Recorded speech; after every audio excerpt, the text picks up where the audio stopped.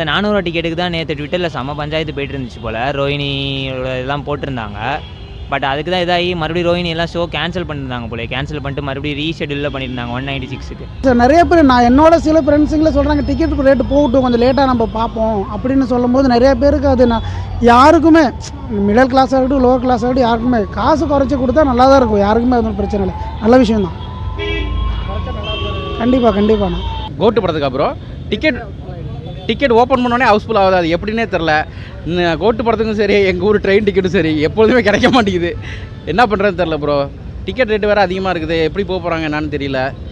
Okay பார்ப்போம், அடுத்தடுத்த நாள் டிக்கெட் கிடைக்கும்னு நினைக்கிறேன், பார்ப்போம்.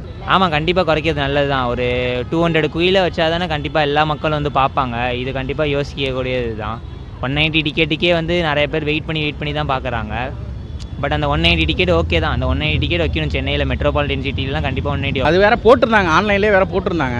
டிக்கெட் ரேட் ரொம்ப அதிகமாக விற்றுக்கிட்டு இருக்காங்க. இவ்வளோ அதிகமாக விற்கிறாங்க என்ன இருந்தில்ல. ஏன்னா பெரிய படங்கள் எல்லாமே இப்போ அதிகமாக ரேட்டு விற்றுக்கிட்டு போயிட்டுருக்கு. நம்ம ஒன்றும் பண்ண முடியாது. என்ன ரேட்டு விற்றாலும் வாங்குறதுக்கு ஆள் இருக்குது அவங்களுக்கு, அதனால் விற்கிறாங்க. சாங் பார்த்தேன் ப்ரோ, நல்லா இருக்கு ப்ரோ.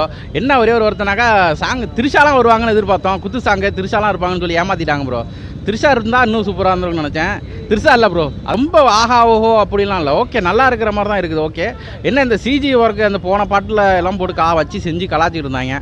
அந்த அளவுக்கு இல்லாமல் இது கொஞ்சம் ஆவரேஜாக நல்லா இருக்குது, நீட்டாக இருக்குது.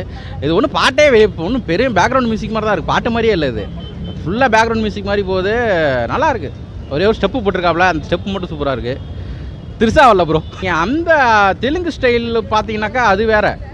நீங்கள் இது அஜித் விஜய்னு வரும்போது இது டோட்டலாகவே வேறு. இது அப்படியே வேறு ஜோனருக்கு மாறிடுவார் அப்படியே வெங்கட் பிரபு. அதனால் பயங்கரமாக இருக்கும். அதை பற்றிலாம் நம்ம எந்த டவுட்டுமே பட தேவையில்ல.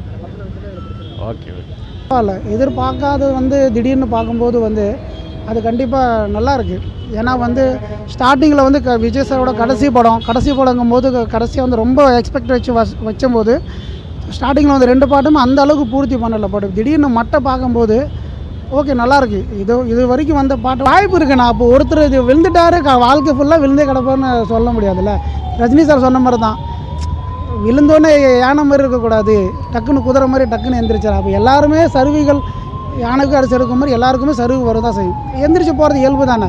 இப்போ நம்மளே போகும்போது விழுந்துடும், எந்திரிச்சு போகலையா கண்டிப்பாக கம்பேக் கொடுப்பாங்க. ஓகேங்க, தேங்க்ஸ். என்ன படம் போகிறீங்க?